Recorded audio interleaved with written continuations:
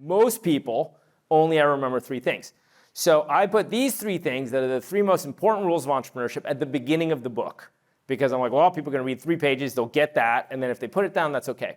So I'm going to share it with you here. The first one is, these are rules that I try and live by as much as I can.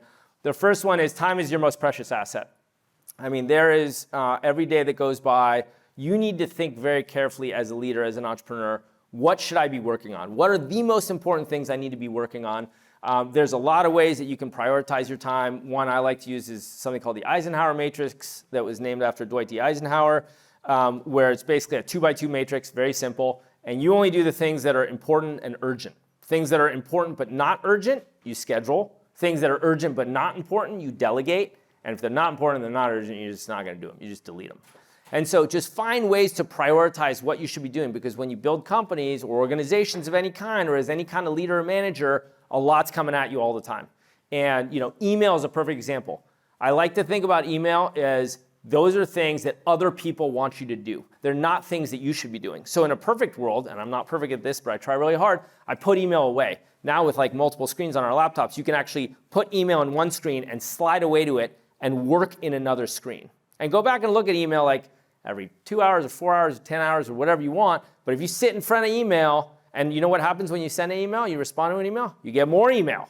It's even better. So like you really have to come up with the ways of making sure that you are focused and prioritizing what is important to you. Because if you raise venture capital or you raise any other kind of capital, there's usually a fuse on that money.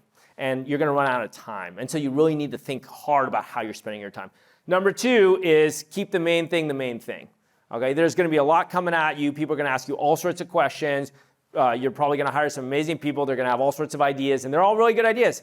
But like at the beginning, and even now, we have 6,000 people at Okta, and I'm like, there's all sorts of things that we can do, but we shouldn't do. We need to really stay focused. And you're like, that's crazy. You have 6,000 people. Trust me, I know.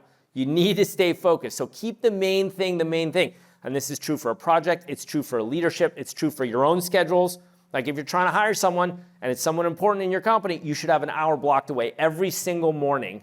What are you doing about hiring? What are you doing about pipeline? What are you doing about interviewing? What are you doing about all the things? Because otherwise it's going to be 90 days later, you haven't made any progress and you're like, oh man, I was distracted because I was trying to figure out how to hire an employee in Canada. That's probably important, but someone else can do that. So make sure that you are focused on the main thing. I only bring that up because an entrepreneur this morning asked me, how do I hire someone in Canada? And I was like, is that the most important thing you should be doing right now? And finally, nothing happens until somebody sells something. The point of for-profit companies is to build and sell other products to other people. Now, I know there's a lot of engineers in this room. I'm a reformed engineer myself. I know the interest a lot of times can be like, let's build something cool. I'm all about it. But just realize at the end of the day, and there's all sorts of, in a consumer world, there's subscription, there's prosumer models, there's upsells, in enterprise software, we could talk about that as well. Same is true for biotech, same is true for any industry. So just remember that if you're not comfortable with sales and you want to be CEO founder, you need to change that. You need to learn how to reach out to people. Don't hide behind email. You need to learn how to pick up the phone, how to go visit people in person. I know it's very hard, but like the number one hardest thing in business is separating someone from their wallet. And the earlier you learn how to do that as a CEO, the better off you'll be.